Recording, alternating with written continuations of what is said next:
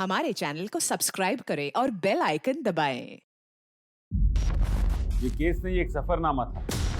एक लंबे वक्त तक इस केस की जांच पड़ताल चलती रही। हमारा सामना इंसानी जज्बातों के ऐसे ऐसे पहलुओं से हुआ जिसे इस केस को इस दशक के सबसे शॉकिंग केसेस में से एक कहा जा सकता है।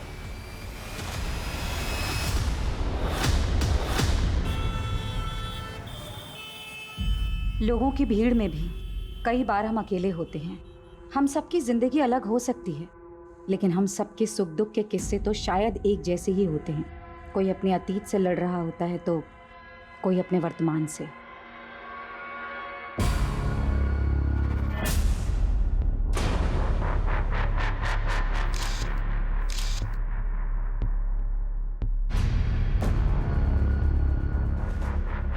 कहने को जिंदगी पल भर में नहीं बदलती, लेकिन कई बार जिंदगी का एक पल सब कुछ बदल देता है।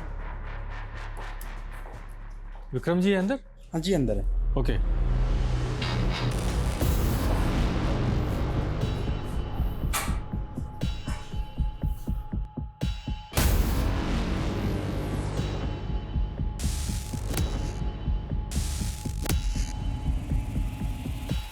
ये फाइल्स देखना ना सर।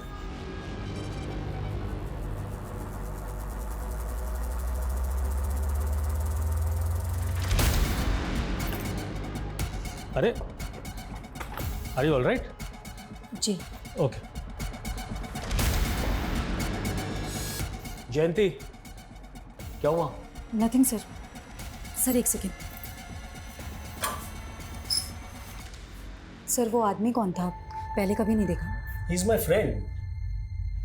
और मैंने तुम्हें देखा, तुम छुपकर हमें देख रही थी। आखिर ये चल क्या रहा है sir? Are you trying to spy on me? Yes, because Reema 3 दिन से ऑफिस नहीं आ रही है सर, और उसका फोन भी बंद आ रहा है। आखिरी बार तो आप ही के साथ थी ना? कहाँ है Reema?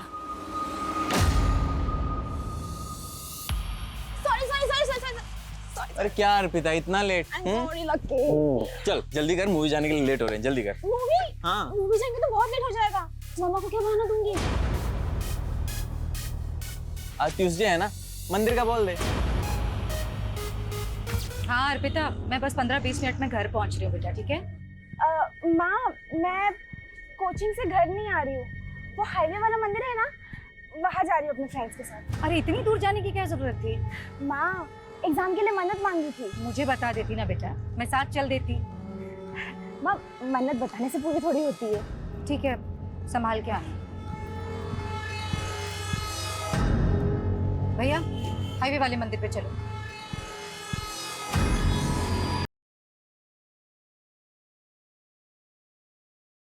The number you have called is currently not reachable. Please try again later. Thank you. ये लड़की ना, क्या रोज रोज का तमाशा लगा रखा है तुम लोगों ने? जब देखो तब लाउड म्यूजिक। आंटी आपको प्रॉब्लम क्या है? मेरे घर में कुछ भी करो, आपको क्या? जंगल में नहीं रह रहे हो, हाँ? कॉलोनी में रहते हो, और सिर्फ मैं नहीं, पूरी कॉलोनी डिस्टर्ब हो रही है। ये क्या है? लड़कियां बुला रखी हैं यहाँ पर। तुम लोग खड़े हो जाओ। क्या है? हाँ, पता है माँ बाप को यहाँ पे तुम लोग क्या कर रहे हो इन लड़कों के साथ में? अरे इतना सा सोचा तुम लोगों ने? इन लड़कों ने अगर तुम लोगों का रेप कर दिया तो तुम्हारे माँ बाप की इज्जत का क्या होगा? आंटी बहुत हो गया, हद में रहिए आप। अच्छा, मुझे ना मेरी हद मत बताओ अच्छी तरह। ड्रग्स? ये क्या है? तुम लोगों को पता है ना अच्छी तरीके से कि ड्रग्स लेना हमारे देश में गैर कानूनी है। बुलाऊं पुलिस को? करवाओ अंदर, दिखाओ अपनी हाथ। म्यूजिक कम करना, समझ में आ रही है बात? हेलो, हाँ किधर है तू? मैं तो कब के घर पहुँच गई हूँ। इनफैक्ट आप कहाँ हो?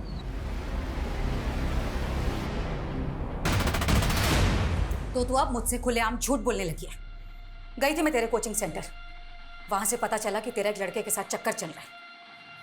ओह, तो अब आप मेरी जासूसी करने लगी? ज्यादा बकवास मत कर अर्पिता। एक तो झूठ बोलती है, ऊपर से मुझ पर इल्जाम लगा रही है। हाँ बोला झूठ, क्योंकि आप मुझे मेरी लाइफ जीने ही नहीं देती हो। हर बार पढ़ो पढ़ो पढ़ो, लेकिन अब इस उम्र में मैं अपने फ्रेंड्स के साथ घूमने नहीं जाऊंगी तो कब जाओगी? हाँ अर्पिता, लेकिन तू एक लड़के के साथ अकेली बाहर गई थी कि नहीं? बोल। हाँ, गई थी तो इसमें बुराई क्या है? बॉयफ्रेंड है वो मेरा, और ज्यादा रोक टोक की ना तो एक दिन उसके साथ भाग के चली जा। दुनिया ठीक से देखी नहीं तूने। अर्पिता, मैं जानती हूँ कि हालातों में बड़ा किया तुझे, और आज तू शर्म नहीं आती तुझे? नहीं आती शर्म, क्योंकि बचपन से लेकर आज तक मैं बस आपकी पाबंदियां ही सहती आई हूँ, लेकिन अब और नहीं, ठीक है? अर्पिता, अर्पिता,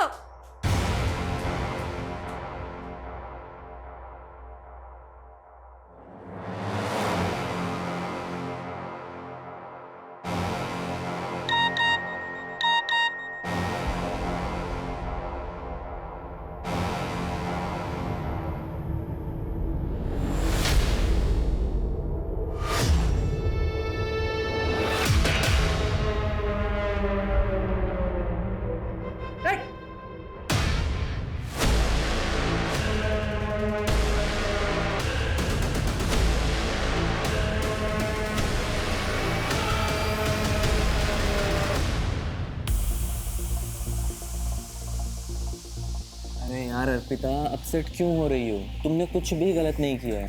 यार, अगर आज मेरे पापा जिंदा होते ना तो मेरे साथ ऐसा बिल्कुल नहीं होता। Let's have a drink, okay? मैं नहीं करती ड्रिंक। अरे लेकिन अभी तुम्हें इसकी जरूरत है ना, तो पियो और सब कुछ भूल जाओ, ओके? अरे पियो यार, पियो। हाँ, शुरू में कड़वा लगेगा, अभी ठीक हो जाएगा। पूरा पियो।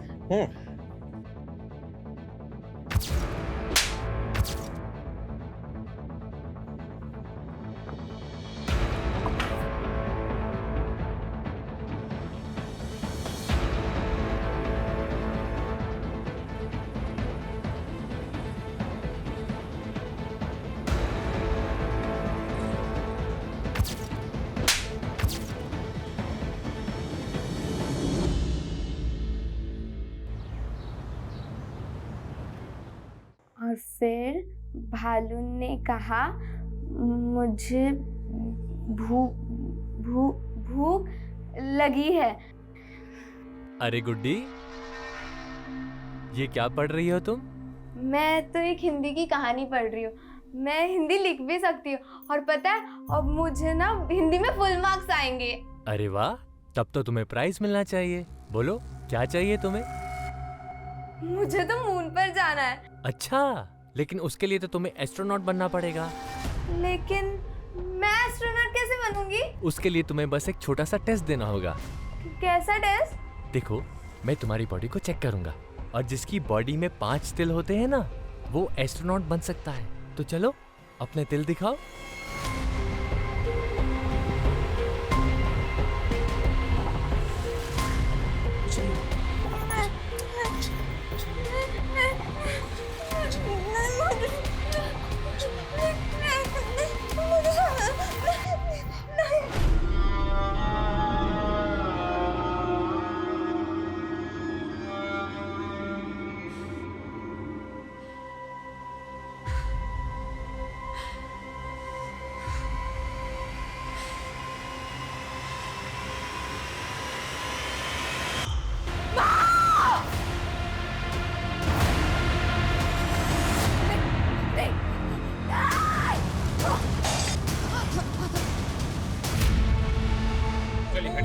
हटिए साइड पर हटो। चलो साइड।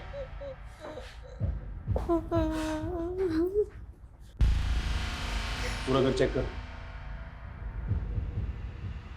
त्यागी किसी धारदार चीज से मारा गया है। सर, ये सब देखकर तो लग रहा है कि काफी स्ट्रगल हुआ है।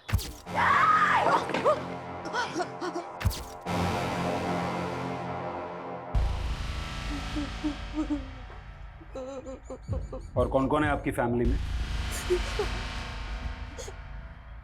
मेरे और मेरी मम्मी के अलावा और कोई नहीं। 10 साल पहले मेरे पापा की डेथ हो गई। जब ये सब कुछ हुआ तब तुम कहाँ थी? मैं कल रात से घर पर नहीं थी। तो कहाँ थी आप रात भर? मैं पब गई थी। कौन सा पब? Christo pub. लेकिन शहर के सारे पब तो 1:30 बजे बंद हो जाते हैं। उसके बाद आप सुबह तक कहाँ थी? मैं अपने फ्रेंड के घर गई थी। आपको क्या लगता है आपकी माँ को किसने मारा होगा? पता नहीं सर, मुझे कुछ पता नहीं। पर हाँ, कल रात को मेरी मम्मा का पड़ोस के लड़कों के साथ झगड़ा हुआ था, क्योंकि वो पार्टी कर रहे थे इसलिए। अभी तो आपने कहा कि आप रात भर घर नहीं थी, फिर आपने ये सब कैसे देखा? क्योंकि मैं 10 बजे तक यही थी। आप कह रहे कि आपकी माँ को लड़कों से परेशानी थी और फिर भी वो आपको रात को पब में जाने देती, जहाँ पर लड़के भी आते हैं। एक्चुअली वो पूरा ग्रुप था ना, इसलिए। त्यागी, ये लड़की झूठ बोल रही है या कुछ तो छुपा रही है। क्रॉस चेक करो ये रात भर कहाँ थी।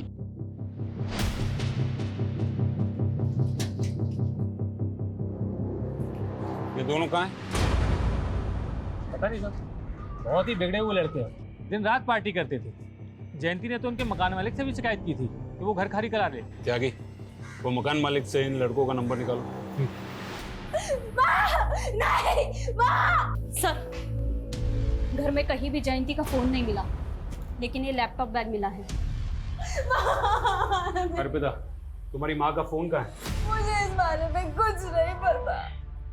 कविता, तो क्या खूनी ने जानबूझकर जयंती का फोन गायब किया? इसका मतलब है फोन में जरूर कुछ ना कुछ है जो हमें खूनी तक ले जा सकता है।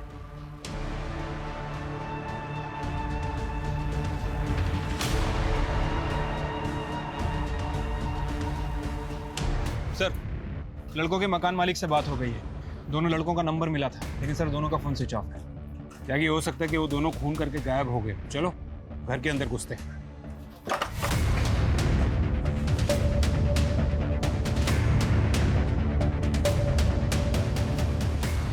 घर चेक करो। सर, जाके फॉरेंसिक को बुलाओ और दोनों घर के फिंगरप्रिंट सैंपल ले लो और वो दोनों लड़कों की डिटेल निकालो और पता करो कि यहाँ पार्टी में दीपेश और राघव के साथ और कौन कौन मौजूद था। ठीक है सर।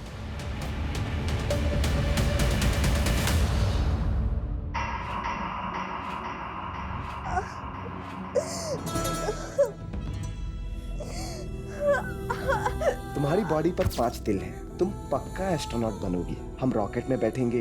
रॉकेट देखना है तुम्हें? गुड्डी, सो रही है बेटा? क्या हुआ?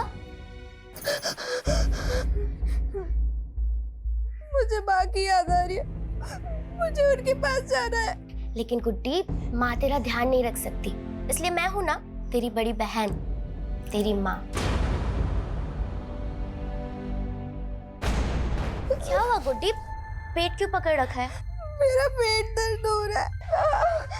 स्कूल में इसने जरूर कुछ उल्टा सीधा खाया होगा, पक्की बात है।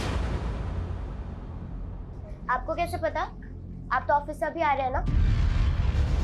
अरे पागल हो गया तुम, इसमें पता करने वाली क्या बात है? एक नंबर की चटोरी है ये। स्कूल के बाहर ना इसने जरूर कुछ खाया होगा, पूछो इससे। गुड्डी खाया है कि नहीं?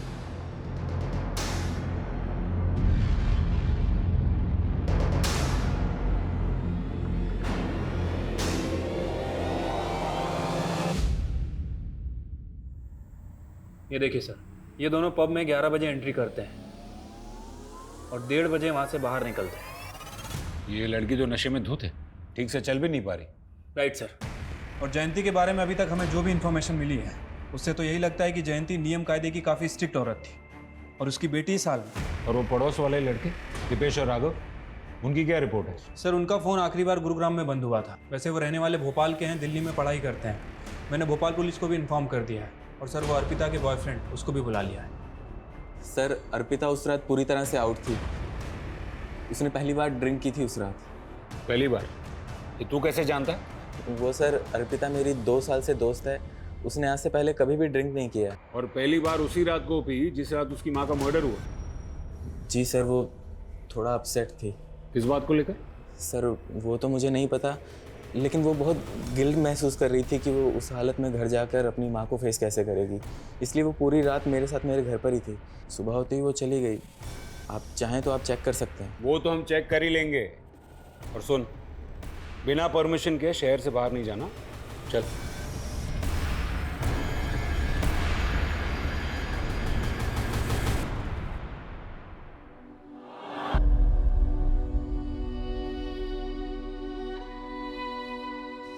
पता है, खुश रहना, मस्त रहना सबसे बेस्ट होता है, क्योंकि ना कभी किसी बात पे रोना भी आए ना तो हंसकर टाल दो, सारा स्ट्रेस गायब हो जाता है और दिमाग भी शांत हो जाता है।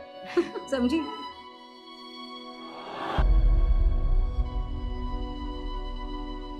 सर जयंती का फोन रात 10:30 बजे बंद हुआ था, वो भी उसके घर वाले एरिया में। और उसका फोन भी गायब है, जो हम मान रहे हैं कि किलर ने गायब किया है। अर्पिता मेन सस्पेक्ट है। मुझे लगता है कि फोन गायब करने के पीछे की वजह माँ और बेटी के बीच की चैट हिस्ट्री को छुपाना होगा, क्योंकि उससे हमें पता चल जाता कि माँ और बेटी के बीच में बनती नहीं थी। और हाँ, वो 2 लड़के दीपेश और राघव, उनके बारे में भी पता करना होगा कि वो क्यों गायब। सर इन दोनों लड़कों के CDR में ऐसी 2 लड़कियों के नंबर मिले हैं जो साथ पार्टी में थे, अदिति और विनीता। उनसे मिलना होगा, शायद उनको पता हो कि दीपेश और राघव कहाँ है। कविता, तुम जयंती के फोन का लोकेशन IMEI नंबर से ट्रेस करो। Okay sir. सर एक और बात, 8 बजे जयंती ने एक नंबर पे कॉल किया था जो रीमा के नाम से रजिस्टर है। रीमा? कौन रीमा? सर वो जयंती के साथ उसके ऑफिस में काम करती थी।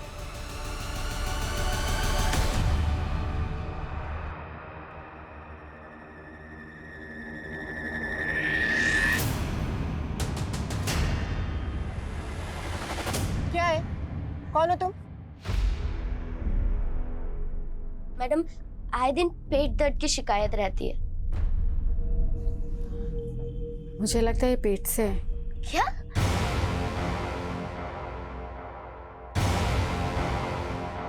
Hi ma'am, I am Suraj Sharma. I am match maker ma'am. मैं लोगों की शादियाँ करवाता हूँ। तो मैं क्या करूँ? नहीं मैम, आपने मंगलसूत्र भी नहीं पहना है और मांग में सिंदूर भी नहीं है, तो ऑफकोर्स आप शादीशुदा तो नहीं होंगी ना। इससे तुम्हें क्या लेना देना? लेना देना है मैम। अगर आपने शादी नहीं की तो बच्चा कैसे पैदा कर लिया? ये क्या बकवास कर रहे हो तुम? चलो जाओ यहाँ से। मैम मेरी बात तो सुनिए। मैम मैम मैं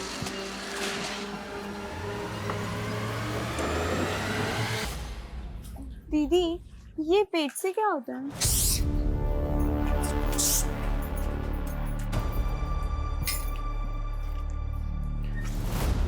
कहाँ गए थे तुम लोग? गुड्डी, क्या हो गया इसको? डॉक्टर के पास गए। गुड्डी 4 महीने प्रेग्नेंट है।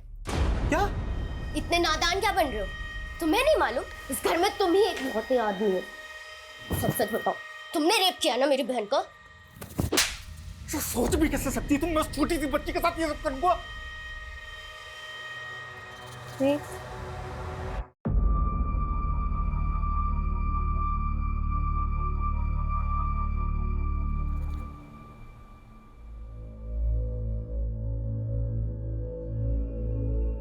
बेटा, 10 सालों में मैंने हमेशा यही चाहा कि मैं तुझे तेरे पापा की कमी कभी ना महसूस होने दूं, और आज भी यही कोशिश करती आ रही हूं कि तुझे दुनिया की सारी खुशियां दूं।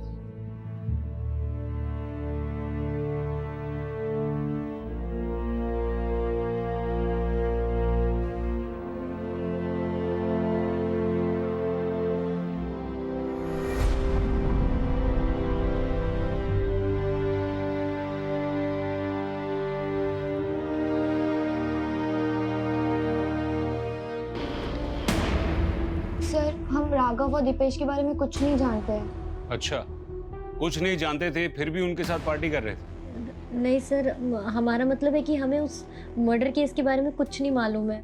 फिर तो आप लोगों को ये भी मालूम नहीं होगा कि आप लोग वहाँ ड्रग्स ले रहे थे। नहीं सर, हम ड्रग्स नहीं ले रहे थे, वो तो राघव और दीपेश ले रहे थे। अच्छा, तो ये बताओ कि जयंती को किसने मारा? सर हमें नहीं पता, हम तो बस 2 बजे तक वहाँ पे थे। लेकिन हाँ, उससे कुछ देर पहले दीपेश ड्रिंक्स का जुगाड़ करने बाहर गया था और वो वापस नहीं लौटा, तो उसको देखने के लिए राघव भी बाहर गया और फिर दोनों साथ में आ गए वापस। उठो उठो उठो, चलो चलो चलो। कहाँ जा रहा है यार? अरे आगे का सेलिब्रेशन गुरुग्राम में करते हैं ना। हम नहीं गए सर, हम अपने घर चले गए, उसके बाद वो लोग गए थे। गुरुग्राम में वो कहाँ लेके जाने वाला था? सर कुछ नाम तो नहीं बताया था।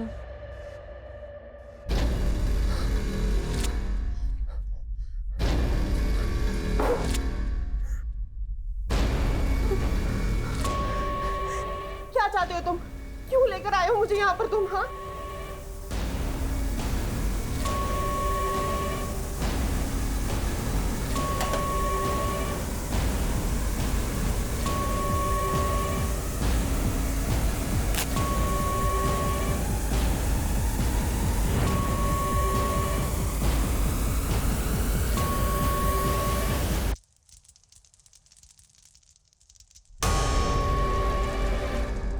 जयंती के बारे में सुनकर मुझे भी शौक लगा। बहुत ही नेक औरत थी। जयंती का ऑफिस में किसी से कोई इशू चल रहा था? I don't know. रीमा और आप? जी। जयंती ने हत्या के पहले करीब 8 बजे आपको कॉल किया था, क्या बात हुई थी? मैम एक्चुअली मेरी तबीयत खराब थी और उस दिन मैं ऑफिस भी नहीं आई थी, बस इसलिए मेरी हेल्थ के बारे में पूछ रही थी। जरूरत पड़ी तो दोबारा बात करेंगे। रीमा, मुझे पूरा अंदाजा है कि ऑफिस में तुम्हारे साथ क्या हो रहा है। सच सच बताओ, तुम्हारा बॉस तुम्हें मॉलेस्ट कर रहा है ना? जयंती प्लीज मुझे मेरे हाल पर छोड़ दो, और तुम भी इस सब में मत पड़ो। अरे लेकिन क्यों ना पढ़ूं? आज तुम्हारे साथ ऐसा हो रहा है, कल किसी और ऑफिस कलीग के साथ ऐसा होगा।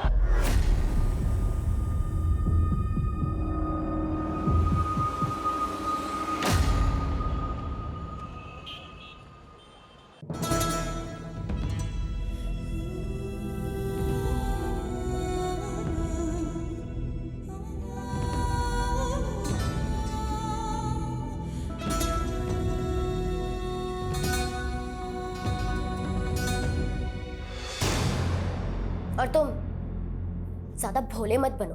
तुम अभी भी मुझ पे शक कर रही हो? जानती हो ना किसका पाप लेके घूम रही है वो पेट में? क्या करूं मैं तुम लोगों का? अबॉर्शन तो मैं भी करवाना चाहती थी ना अरविंद। अब डॉक्टर ने मना कर दिया तो मैं अपनी बहन को मार तो नहीं सकती ना।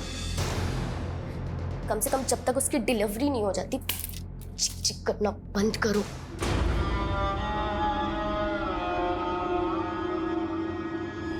सर, जयंती की पोस्टमार्टम रिपोर्ट के हिसाब से उसकी मौत रात में 1 बजे से 3 बजे के बीच में हुई, और जयंती का फोन रात को 10:30 बजे बंद हुआ था। इसका मतलब है मर्डर के काफी पहले उसका फोन बंद हुआ था या फिर गायब हुआ था। दीपेश और राघव के दोस्तों के स्टेटमेंट के हिसाब से दीपेश और राघव रात को 2 बजे बाहर से अंदर आए थे और सबको जाने के लिए कहा था। क्या वो दोनों ही खून करके आए थे?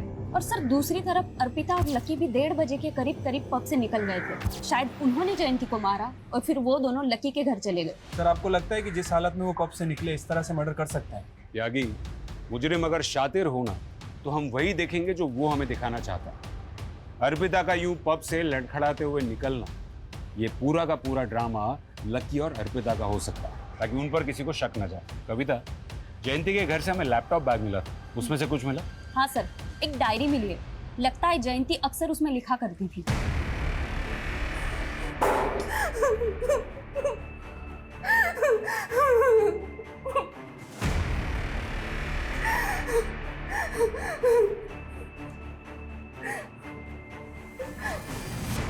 थोड़ा बादाम खाया करो।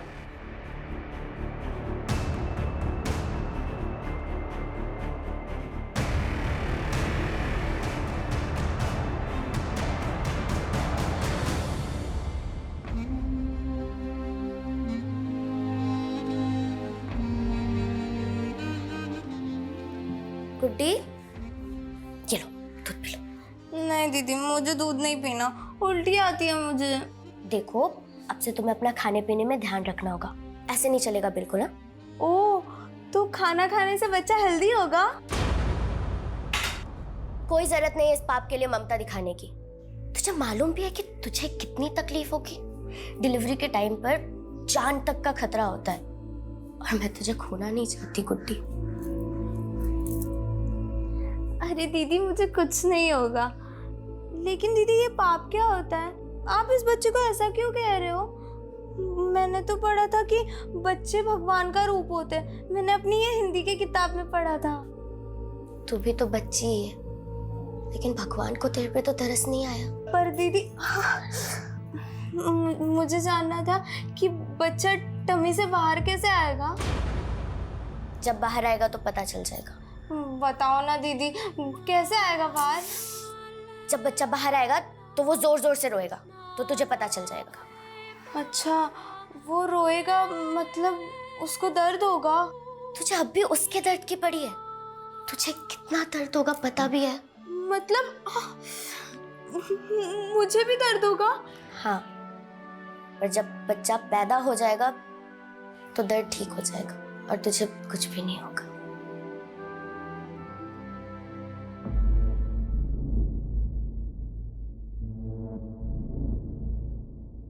जब भी 25 जून आती है तो लगता है जैसे मेरे ऊपर एक बहुत बड़ा बोझ है जिसके तले दबी जा रही हूं। 10 साल पहले 25 जून को क्या हुआ था? मेरे पापा की डेथ हुई थी उस दिन। तो तुम्हारी माँ ने उनकी डायरी में ऐसा क्यों लिखा था कि 25 जून को उनका कोई बोझ उतर गया था? सर मैंने उनकी डायरी कभी नहीं पढ़ी। नाम क्या था तुम्हारे पापा का? राजू। तुम्हारी मम्मी और पापा के बीच रिश्ता कैसा था? वैसे तो वो दोनों एक दूसरे से बहुत प्यार करते थे सर, लेकिन उनके बीच हमेशा झगड़ा होता रहता था। किस बात को लेकर?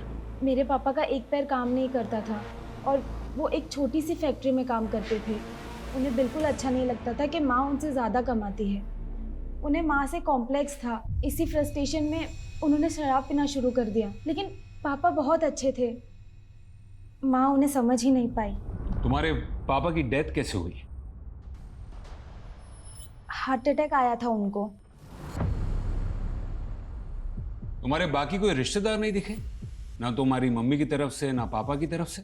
मेरी माँ की तरफ से कोई नहीं था सर। माँ एक लौती बेटी थी और मैंने अपने नाना नानी को कभी नहीं देखा। बहुत पहले उनकी डेथ हो गई थी। और पापा की तरफ से? मेरी दादी थी, पर जब मैं 7 साल की थी तभी उनकी डेथ हो गई और पापा का भी कोई भाई बहन नहीं था। सर मुझे तो लग रहा है ये अर्पिता कोई भी बात सही से नहीं बता रही। शायद वो चाहती ही नहीं कि उसके रिश्तेदार सामने आए और वो उन दोनों माँ बेटी के खराब रिश्तों के बारे में बता के उस पर शक जताए। कविता, अगर उसके माँ बाप के कोई रिश्तेदार हैं भी तो उनका तो पता लग ही जाएगा। जयंती के सीडीआर रिपोर्ट में मौजूद हर एक नंबर की डिटेल निकालो। जयंती के सोशल मीडिया अकाउंट्स भी चेक करो। मैं ये जानना चाहता हूँ कि जयंती ने अपनी डायरी में ऐसा क्यों लिखा था कि 10 साल पहले उसके पति के मौत वाले दिन उसके सर का बोझ उतर गया था। क्या जयंती के पति की मौत के पीछे कोई राज छुपा था? राजू छोड़ो मुझे, छोड़ो मुझे राजू, राजू। अर्पिता, अर्पिता तेरे पापा को अटैक आया, मैं डॉक्टर को लेके आती हूँ। हाँ तू ध्यान रखना।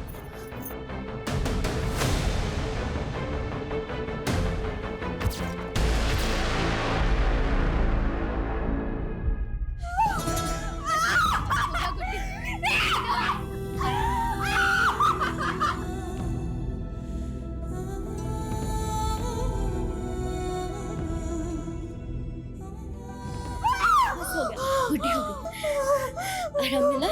हाँ बेटा, गुड्डी ठीक है? दीदी अब बच्चे की रोने की आवाज क्यों नहीं आ रही?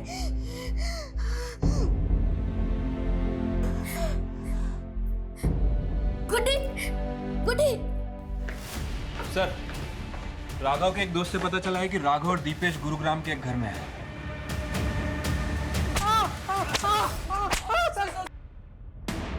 सर हमने कुछ नहीं किया, हम कुछ नहीं जानते। कुछ नहीं जानते फिर भाग क्यों रहे थे? हम लोग ड्रग्स लेते थे और जयंती आंटी से झगड़ा भी हुआ था सर। उस रात पार्टी में रात को 2 बजे अचानक अपने बाकी दोस्तों को भगा दिया क्योंकि तुम दोनों मर्डर करना चाहते थे। नहीं सर, हमारा तो पहले से ही प्लान था 2 बजे निकलने का, लेकिन हाँ 2-2:30 बजे जयंती आंटी की बेटी अर्पिता को हमने वहां पे देखा था सर। खुद को बचाने के लिए उनकी बेटी को फंसा रहे हो? हम लोग सच बोल रहे हैं सर। एक मिनट सुनिए, आपने अर्पिता को देखा? वो तो कल से नहीं दिखी। सर, अर्पिता के घर पे तो ताला लगा हुआ है। इसका मतलब है कि वो इन्वॉल्व है मर्डर में, इसलिए भाग गए। लकी कहाँ है? सर लकी घर पे था, वर्मा उसे लेकर आ रहा है। झूठ बोलता है। तूने कहा था कि तू उस रात अर्पिता को अपने घर पर लेकर गया था, लेकिन उसके पड़ोस में रहने वाले लड़कों ने अर्पिता को उसके घर पे जाते हुए देखा था। सर वो लड़के झूठ बोल रहे हैं सर। सर मुझे लगता है कि उन लड़कों ने ही अर्पिता को कहीं गायब किया है ताकि वो आपसे ये झूठ बोल सके सर। आप मेरी बात पे यकीन कीजिए सर। त्यागी, ना तो हम ये दीपेश और राघव का भरोसा कर सकते हैं और ना ही लकी का। राइट सर, अर्पिता ही हमारी प्राइम सस्पेक्ट है, लेकिन अभी तक वो गायब है सर। ये अर्पिता का फोटो सर्कुलेट करो। ठीक है सर। सर वो जयंती का पीएम होने के बाद हमने सोचा था कि उसकी बॉडी किसी रिश्तेदार को हैंड ओवर कर देंगे, लेकिन सर उसकी बेटी प्राइम सस्पेक्ट निकली और कोई दूसरे रिश्तेदार का कुछ पता नहीं चल रहा है। तो क्या करें, मॉर्ग वालों कहें अंतिम संस्कार करने के लिए, और कर भी क्या सकते। लेकिन त्यागी, हमें जयंती के कातिल को जल्द से जल्द ढूंढना होगा, फिर चाहे वो उसकी बेटी हो या फिर कोई और। मैं बेटी हूँ, बीवी हूँ, बहू हूँ, माँ हूँ, लेकिन सबसे पहले मैं क्या थी और सबसे आखिर में मैं कौन हूँ? मैं सिर्फ औरत हूं। औरत होना मेरा स्वाभिमान है, और जब जब मेरे स्वाभिमान को ठेस लगी है मैंने खुद को संभाला है, क्योंकि मैं सहनशील भी हूं। सर जयंती का सोशल मीडिया अकाउंट चेक कर रहा था। ये देखिए, एक अकाउंट मिला है। अरविंद सिंह। सर जयंती इस अकाउंट को काफ़ी फॉलो करती थी। इनफैक्ट इसके बहुत सारे पोस्ट को लाइक भी किया है। ये देखिए, मुझे लगता है कि इसका और जयंती का कोई कनेक्शन है। आगरा का ही रहने वाला है। बेचारी गुड्डी। गुड्डी? जी हाँ, हम जयंती को प्यार से गुड्डी ही बुलाते थे। क्या आप बता सकते हैं कि जयंती की बेटी अर्पिता कहाँ हो सकती है? ये आप क्या कह रहे हैं? जयंती की बेटी भी है? मतलब आप नहीं जानते? देखिए, दरअसल मैंने और सुजाता ने गुड्डी की शादी के बाद से उससे दूरी बना ली थी। कौन सुजाता? जी, गुड्डी की बड़ी बहन, मेरी स्वर्गवासी पत्नी, उनका नाम सुजाता था। अरविंद जी, ऐसी क्या वजह थी जो आप लोगों ने जयंती से रिश्ता तोड़ दिया? उसका दुर्भाग्य, उसका अतीत। 12 साल की मासूम थी जब उसके साथ बलात्कार हुआ। 12 साल की उम्र में बलात्कार? कौन था वो? मुरादाबाद के बहुत रसूखदार लोगों के 2 बदमाश बेटे थे। मैं तुम्हारी बॉडी को चेक करूंगा, और जिसके बॉडी में 5 तिल होते हैं ना, वो एस्ट्रोनॉट बन सकता है। गुड्डी हमें बता भी नहीं पाई और ये सिलसिला महीनों तक चलता रहा। जब तक हमें पता चलता तब तक बहुत देर हो चुकी थी। गुड्डी 4 महीने से पेट से हो चुकी थी। अबॉर्शन नहीं करा सकती थी वो। आप दोनों ने उन 2 लड़कों के खिलाफ कोई पुलिस कार्रवाई भी नहीं की? उन दोनों के अब्बू बहुत ताकतवर लोग थे साहब। मैं और सुजाता अगले दिन उसके अब्बू के पास गए उसकी शिकायत लेकिन अगले ही दिन वो दोनों गुंडे हमारे घर में घुस पड़े।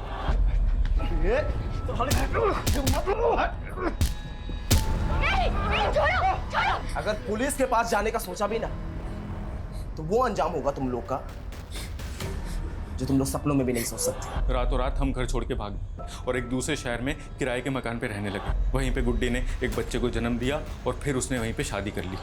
लेकिन क्या मालूम सर, उसकी जिंदगी पे उसका अतीत भारी पड़ गया। मतलब आप ये कहना चाह रहे हैं कि उन्हीं 2 लड़कों ने जयंती का खून किया है जिन्होंने बचपन में उसका रेप किया था? रिजवान शेख नाम है उसका, दिल्ली में मशाल पार्टी का नेता है। और वो दूसरा है ना, परवेज अंसारी नाम है उसका। सर वो भी अभी दिल्ली में ही रह रहा है। आपके पास गुड्डी की बचपन की फोटो है? सब वो होगी तो सही, लेकिन एक बार मुझे ढूंढना पड़ेगा। Excuse me. हाँ कविता बोलो। सर जयंती के फोन का IMEI नंबर ट्रेस हुआ था।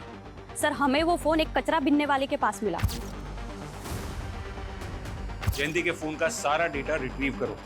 Okay sir.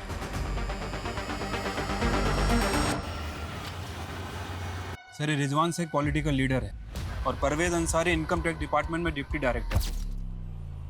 Are you alright?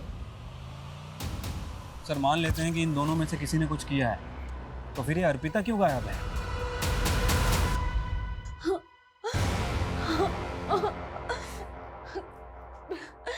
Please छोड़ो मुझे। ये देखिए सर, ये जयंती के पड़ोसी का वीडियो है जो जयंती के मोबाइल से मिला।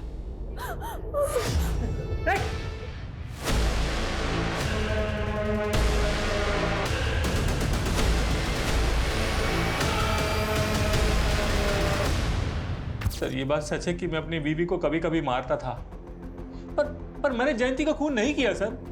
हाँ, जयंती का फोन मुझे मिला था, पर अगले दिन मुझे जैसे ही पता चला कि उसका मर्डर हो गया है, मैंने उसका फोन डस्टबिन में फेंक दिया था सर। ये टेढ़ी खीर है, आसानी से नहीं उगलेगा। तोड़ो इसको। ओके ठीक है। सर एक अजीब बात पता चली है, परवेज अंसारी जयंती के बॉस का भी दोस्त है। सर परवेज अंसारी को मैं सिर्फ 10 साल से जानता हूं, और आप मुझसे 28 साल पहले की बात कर रहे हैं। 28 साल पहले परवेज अंसारी और रिजवान शेख ने जयंती और गुड्डी नाम की लड़की का 12 साल की उम्र में रेप किया था, वो भी कई महीनों तक। इसको जानते हैं? नो। चलो इसको नहीं जानते हैं, परवेज अंसारी को तो जानते हैं ना। इसका मतलब आप रिजवान शेख को भी जानते होंगे। सर बड़े नेता है, मैं क्या सभी जानते हैं। हाँ, परवेज ने एक बार बताया था कि वो उनके बचपन का दोस्त है। और आप उन दोनों के दोस्त। इसका ये मतलब है कि जयंती के मर्डर में उन दोनों के साथ आप भी इन्वॉल्व हैं। सर क्या कुछ का कुछ बोलते चले जा रहे हैं, कोई सबूत है आपके पास? जल्दी दिखा देंगे। कौन है ये? आपके मुरादाबाद की है गुड्डी उर्फ जयंती।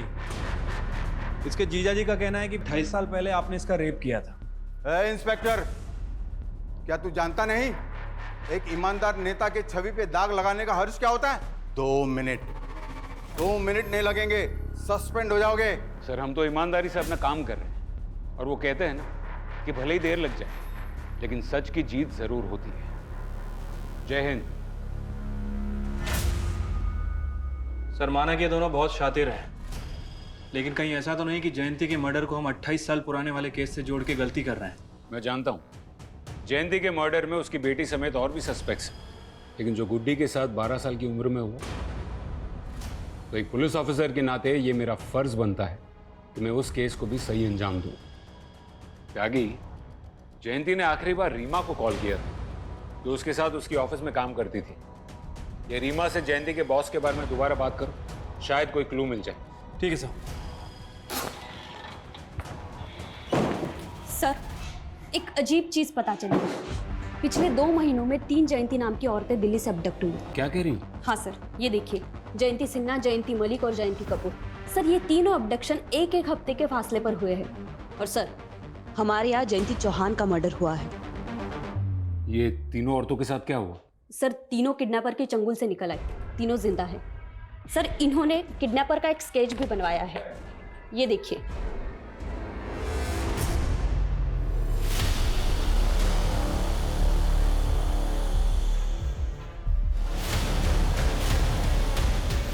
सर, मुझे तो अभी तक ये समझ में नहीं आ रहा कि उसने मुझे किडनैप क्यों किया था। उसने मेरी फैमिली को फिरौती के लिए कोई कॉल भी नहीं किया और इसके बाद अचानक से उसने मुझे छोड़ दिया। तो उस दौरान उन लोगों ने आपके साथ किया क्या? यही है क्या? नहीं, मुझे नहीं लगता। ये क्या कर रहे हो तुम? ये आपने चूड़ी पहचाना? एक बार आप याद करके देखो। क्या चूड़ियां दिखा रहा था? जी सर, छोटी बच्चियों की लाल चूड़ियां दिखा रहा था और बार बार बस यही पूछ रहा था कि क्या मैं उन लाल चूड़ियों को पहचानती हूँ। जयंती जी, वो आपको कहाँ लेके गया था? सर, मैंने पुलिस को पहले भी बताया है, उसने मुझे आंखों पे पट्टी बांधकर किडनैप किया था और आंखों पे पट्टी बांधकर ही उसने मुझे जंगल में छोड़ दिया।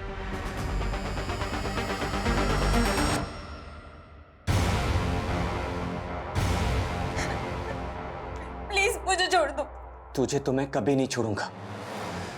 ये तो गनीमत समझ कि तुझे अभी तक जिंदा छोड़ा हुआ है, लेकिन तेरी मौत तो पक्की है। सर, मैंने जयंती नाम की बाकी की औरतों से भी बात की है। सर, सभी का स्टेटमेंट पहली वाली जयंती से मैच कर रहा है। सर, कहीं ऐसा तो नहीं कि वो कोई सुपारी किलर था जिसने जयंती को देखा ही नहीं था, लेकिन जब उसे असली जयंती मिली उसे आइडेंटिफाई किया और उसका मर्डर कर दिया। लेकिन फिर वो लाल चूड़ियां क्यों दिखा रहा था? वो भी बच्चियों की चूड़ियां?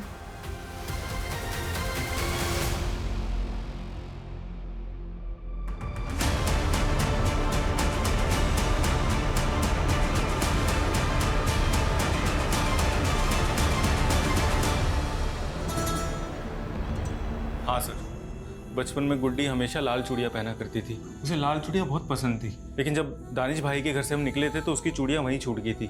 कौन दानिश? सर, दरअसल बच्चा पैदा होने के बाद मैं, सुजाता और गुड्डी हम तीनों फरीदाबाद में शिफ्ट हो गए थे। दानिश भाई के घर पे किराए पे रहने लगे थे। मेरे गोलू, अरविंद जी, अरे अस्सलाम वालेकुम। नमस्ते। आइए ना। अरे वो किराया। हाँ, सुजाता। अरे कितना प्यारा बच्चा है, माशाल्लाह माशाल्लाह। ले ले ले ले। कितनी उम्र है बच्चे की? अभी 1 साल का हुआ है, मेरा बेटा है। अरे वाह वाह वाह वाह। ये रेंट। शुक्रिया। चलिए, दोबारा आइएगा जरूर। हाँ हाँ। जीजू, आपने ऐसा क्यों कहा कि ये आपका बेटा है? ये तो मेरा बेटा है ना। गुड्डी, तुझे कितने बार समझाया ना कि तू बिना शादी किए माँ बनी है, और वो भी इतनी सी उम्र में। भूल से भी किसी को ये मत कहना कि ये तेरा बेटा है, समझी?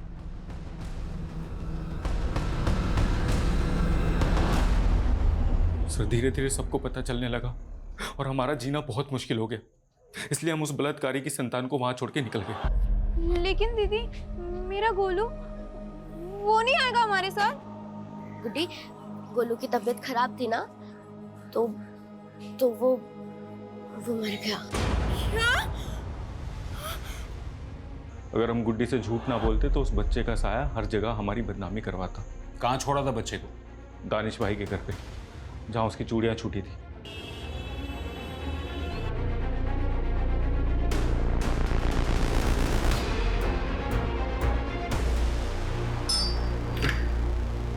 दानिश जी, आप? दिल्ली पुलिस। दिल्ली? आप कैसे कैसे? आप कहाँ? गलती हो गई सर, करते अर्पिता? सर वो तो उस बच्चे को यहाँ छोड़ के चले गए थे, लेकिन मैंने करीम को अपने बेटे की तरह पाला है। मतलब कि करीम ही जयंती उर्फ गुड्डी का बेटा है? मैंने अपनी माँ को नहीं मारा सर। बचपन से लोग मुझे चिढ़ाते थे कि मेरा बाप कौन है। लोग कहते थे कि मैं नाजाज औलाद हूँ, लवारिस हूँ। इसलिए सर मैंने बचपन में ठान लिया था कि मैं अपनी माँ को ढूंढ के रहूँगा। सर मुझे सिर्फ इतना पता है कि उस लड़की का नाम जयंती था, बाकी उसके दीदी और जीजा जी उसे गुड्डी कह के बुलाते थे।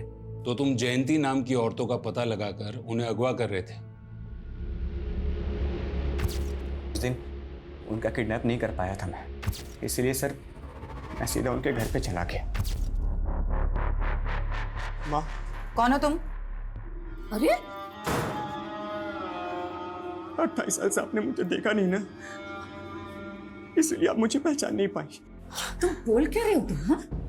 और हो कौन? गोलू, आपका गोलू माँ।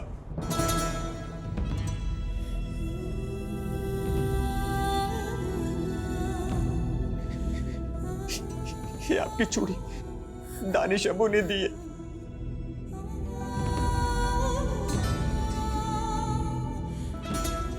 एक बार कह दो कि आपने मुझे पहचान लिया। गोलू?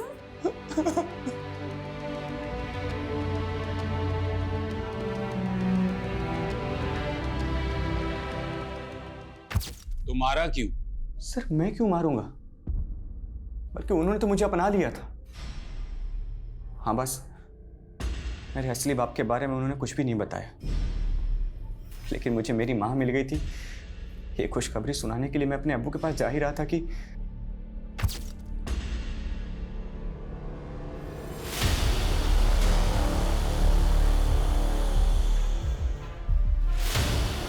अर्पिता।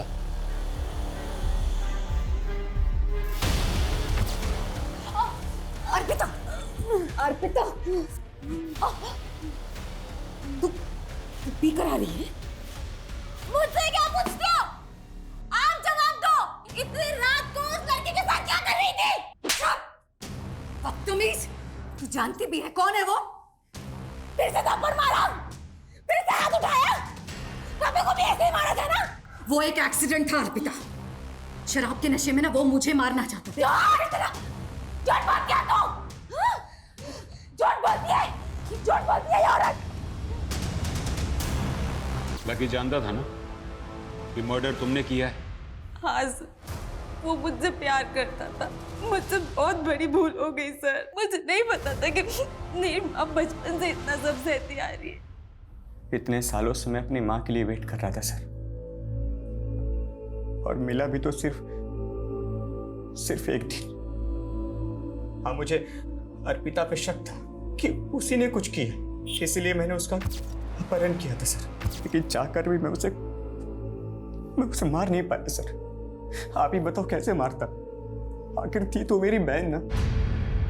कैसे एक गुनाह कई जिंदगियों को दर्द और बदनसीबी से भर देता है। अगर 28 साल पहले गुड्डी को इंसाफ मिल चुका होता तो शायद आज हम उसके अंजाम को बदल सकते थे। त्यागी, ताज्जुब की बात तो ये है कि एक माँ अपने बेटे से 28 साल बाद मिलती है और उसकी बेटी को ऐसी गलतफहमी होती है कि उसने एक ही झटके में उसकी जान ले ली। लेकिन सर गुड्डी उर्फ जयंती, उसका इंसाफ अभी तक अधूरा है। उसके रेपिस्ट अभी तक बाहर घूम रहे हैं। अगर सर हम कोर्ट से परवेज और रिजवान के डीएनए टेस्ट का ऑर्डर ले लें तो करीम से उसका डीएनए मैच करके पता चल जाएगा कि उसका असली बाप कौन है। लेकिन त्यागी, रेप विक्टिम भी जिंदा नहीं है। सिर्फ गुड्डी के जीजाजी के बयान पर कि परवेज और रिजवान ने उसका रेप किया था, मुझे नहीं लगता है कि रेप विक्टिम की गैर मौजूदगी में उन पे कोई केस बनेगा। कोर्ट पहली सुनवाई में अपना केस डिसमिस कर देगा। मतलब सर 28 साल के बाद भी गुड्डी को इंसाफ नहीं मिलेगा। सर, रीमा ने नया बयान दिया है। रीमा का कहना है कि उसका बॉस विक्रम उसे मोलेस्ट करता था। सर, विक्रम ने अपने दोनों दोस्त रिजवान और परवेज के साथ मिलकर उसे एक फार्म हाउस पे ले जाकर फोर्स सेक्स के लिए मजबूर किया। लेकिन सर, रीमा कोर्ट में बयान देने के लिए रेडी है। तो अब हमें परवेज और रिजवान की डीएनए टेस्ट की परमिशन मिल जाएगी। सच चाहे जितना छुपा लो, एक ना एक दिन तो बाहर निकल ही आता है।